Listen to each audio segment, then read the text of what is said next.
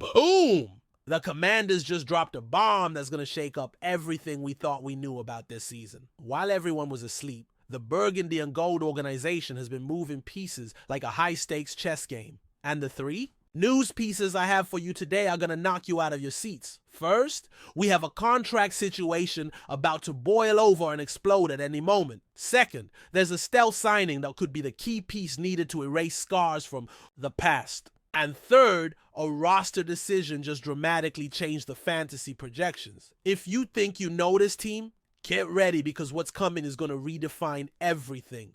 Don't ask me if this is good or bad, because honestly, I don't know what to think yet.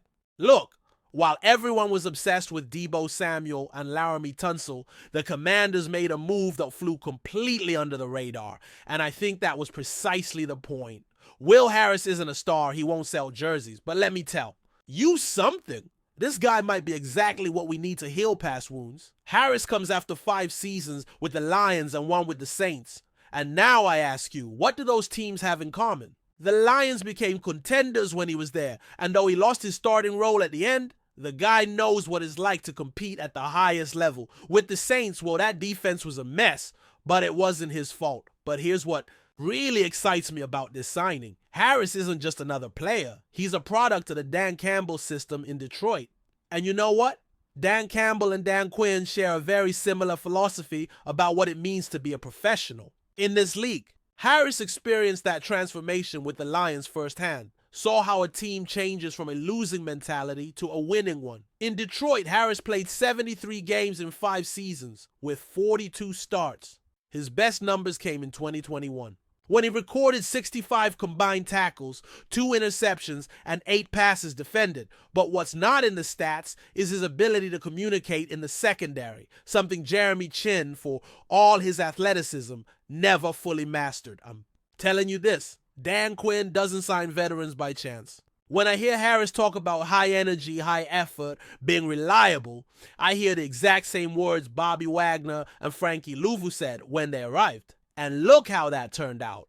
Wagner ended up leading the defense to the NFC Championship, and Louvu became an absolute revelation. Losing Jeremy Chinn hurt, I'm not gonna lie. The guy had 117 combined tackles last season, matching his career high, and his versatility to play both as a strong safety and a hybrid linebacker was invaluable. But here's the problem no one wants to admit. Chinn was inconsistent in coverage. His 4 interceptions in 2024 were great, but he also allowed several big plays that cost crucial points. Harris comes with a completely different profile. He doesn't have Chinn's pure speed, but his football intelligence and experience in similar systems make him a much more predictable and reliable player. In New Orleans last year, despite playing in a defense that allowed 25 points per game, Harris recorded 47 tackles and 4 passes defended in a limited role. But now comes what's really interesting. Harris isn't coming to be Chinn. He's coming to be Harris. And that might be the exact difference. Where Chinn was pure athleticism and reaction, Harris is pure brain and anticipation. In Detroit's film rooms, Harris was known for his ability to pre-read offensive plays and position his teammates before the snap. Defensive coordinator Joe Witt Jr. has already publicly expressed his excitement about working with Harris.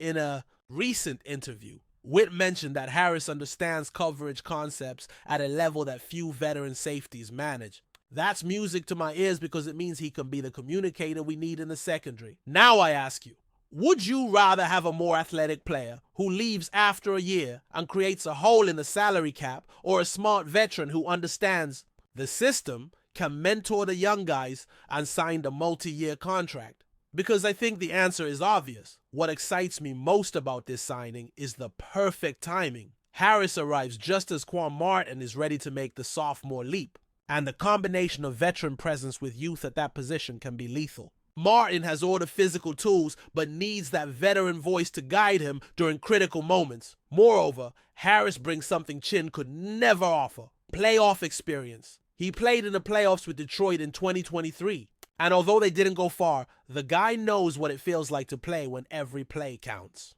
That experience is invaluable for a young team like the Commanders. This isn't a glamorous move, but I'm telling you that championships are won with these kinds of smart decisions. Harris could be the piece that turns a good defense into a great one. And if Dan Quinn can maximize his potential as he did with Wagner, we're talking about a significant improvement not only in tackles but in communication, leadership, and defensive chemistry. Now, let's talk about something that will directly affect your pockets if you play fantasy football and could define the offensive success of this team. Zach Ertz just received a one-year renewal for $6.25 million with almost $6 million guaranteed. And I'm telling you, this completely changes the landscape, not only for Washington's tight ends, but for the entire offense. Let's be brutally honest here. Ertz just turned 34, and in November, he'll be 35.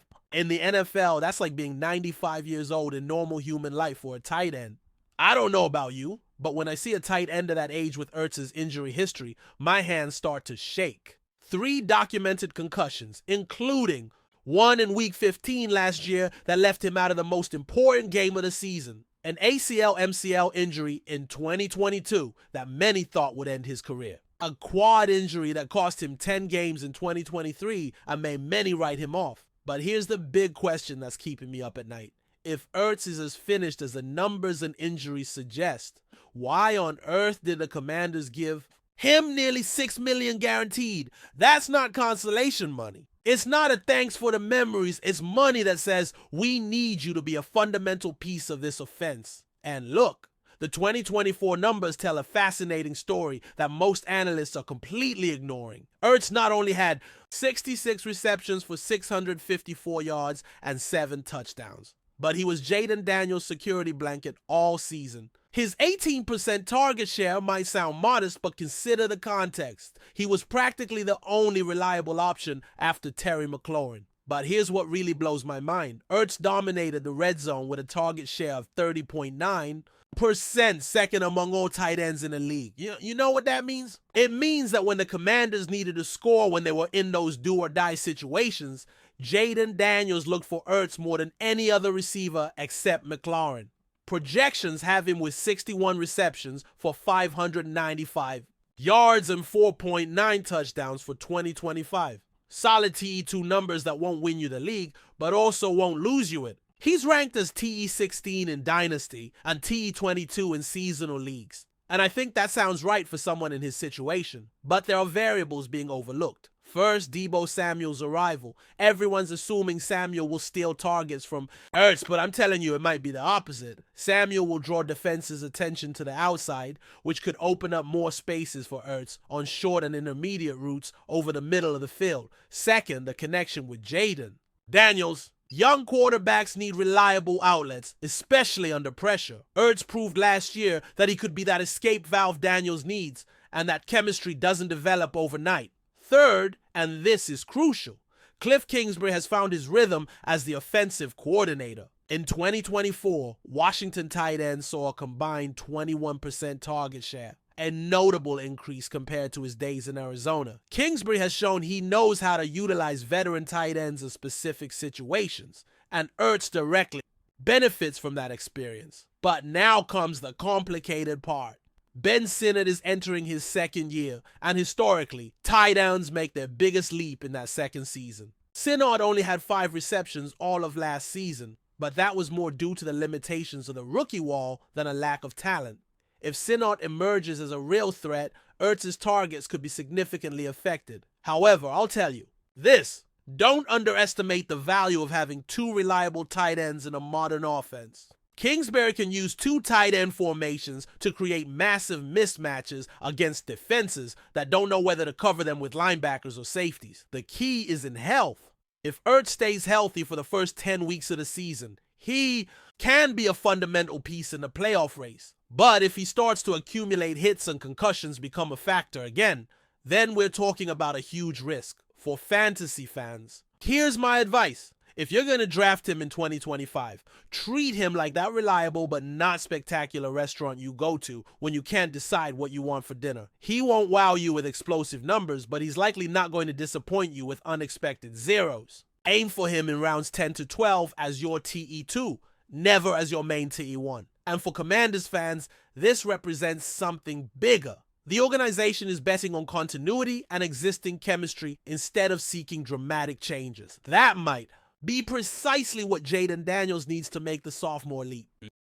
And here comes the nuclear bomb everyone was waiting for that could completely decide the fate of this season. Terry McLaurin has just been activated from the PUP list after weeks of speculation, and according to Adam Schefter, this move has nothing to do with contract negotiations. I'm telling you, that sounds like the biggest diplomatic lies I've heard since they said Dan Snyder was going to change. Because absolutely everything in the NFL is about contracts, egos, and money.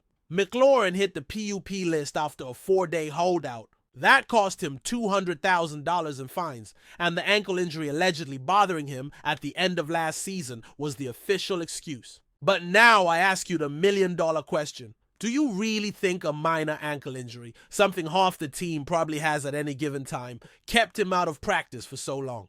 Come on! Here are the cold, hard facts you need to understand. The contract negotiations have been completely stalled for months, and we're not talking about minor differences. McLaurin has 1 year remaining on a 3-year, $68 million extension he signed in 2022. But here's the problem. The receiver market exploded completely since then. McLaurin is asking for a deal similar to what DK Metcalf signed with Pittsburgh. 4 years, $33 million per year, with $60 million guaranteed. Those are absolute elite numbers, top 5 numbers at the position. Washington reportedly hasn't come remotely close to those figures, with sources around the league suggesting the team might get to a maximum of $28 million per year. You know what those $5 million differences per year mean. That's $20 million over 4 years. Enough money to secure your family's future for generations. We're not talking pocket change here. We're talking the difference between being rich and being truly wealthy. And here's where things get really ugly. McLaurin formally requested a trade on July 31st. Read that again. He requested a trade. The franchise's most important receiver, the guy who's been the face of the offense for years, who's conducted himself as an exemplary professional his whole career, reached the point of saying, if you're not going to pay me what I'm worth, then send me somewhere that will. Team sources insist they have no plans to move him, and I'm telling you, of course they're not going to move him. Are you crazy? The guy had his second Pro Bowl season in 2024, finishing second in the entire NFL with 13 receiving touchdowns, including 10 in the red zone. He surpassed 1,000 yards in each of the last 5 consecutive seasons, something only a few receivers in the league can say. But here's the real problem. No one wants to admit McLaurin has never surpassed 1,200 yards in a season. For a receiver of his caliber in a league where guys like CeeDee Lamb, Tyreek Hill, and Davante Adams routinely go over 1,400 yards, that might be the justification Washington uses to not pay elite numbers. Now, in a brutally honest 30-minute interview last month, McLaurin opened his heart in a way we rarely see from players of his stature. I want to continue my career here. I've built my life here. My wife and I bought our first house here. This place has become our home. But seeing how the negotiations have turned out has been deeply disappointing. I understand it's all business, but I also want to position myself where I'm appropriately valued, where I genuinely feel appreciated for everything I've given to this organization. Do you know what I hear in those words? I hear a man emotionally broken by the lack of respect he feels from an organization to which he has given everything. I hear someone who expected loyalty after years of elite production and instead found cold, calculating negotiations. But here's what really worries me, the timing of all this. We're less than 3 weeks from the start of the regular season. Jaden Daniels is entering his second season and needs stability, and we have the team's #1 receiver in a contract situation that's becoming a massive distraction. And the implications go far beyond the field. McLaurin isn't just a player for this community, he's a symbol. After years of dysfunction under Dan Snyder, McLaurin represented hope, professionalism, and consistency. If the new administration can't find a way to keep their most emblematic player happy, what message does that send to the rest of the locker room? But I also have to acknowledge Washington's tough position. They've already made massive investments in Laramie Tunsil, Deebo Samuel, and other key players. The salary cap isn't infinite, and paying McLaurin $33 million a year would mean making sacrifices in other positions. What annoys me the most is that the situation was completely avoidable. McLaurin gave all the right signals during the last offseason, expressed his desire to stay, and seemed willing to be reasonable in negotiations. But apparently, the conversations never progressed significantly. Now it's August. McLaurin is back in practice, but his heart may be elsewhere, and every day without resolution makes the situation more toxic. If this extends into the regular season, it can become the type of distraction that destroys locker rooms and ruins promising seasons. The big question we're all asking, will the organization reach a middle ground that satisfies both parties? Or is this going to turn into the drama that negatively defines the entire 2025 season? Look, I've given you 3 news pieces that will completely define how this season starts for the Commanders, and each one represents a different aspect of building a championship team. Will Harris represents the wisdom of making smart, silent moves that can have massive impacts. Will he be that veteran piece needed to complete the defense and take it to the next level? Can his playoff experience and winning mentality spread to the rest of the secondary? Zach Ertz represents the gamble on continuity and existing chemistry, but also the risk of relying on a veteran with a concerning injury history. Can he maintain his relevance with all the competition he has? Will his relationship with Jaden Daniels be enough to justify the investment? And Terry McLaurin, well, he represents the fundamental question about the future of this franchise. Will he reach an agreement before the season starts? Or is this going to become the drama that ruins the team's chemistry? Can an organization that preaches culture and respect find a way to keep their most emblematic player happy? I need to know what you think about each of these situations, because these aren't just sports news. They're decisions that will define the character of this organization. Do you trust Dan Quinn and Adam Peters are handling these delicate matters well? Or do you think we're seeing the first serious cracks in an organization that seems so solid after the run to the NFC Championship? This community is a family, and in families everything is talked about, especially when the future of our team is at stake. Leave me your most honest opinions in the comments, because I want to hear all perspectives. If you haven't subscribed yet, what are you waiting for?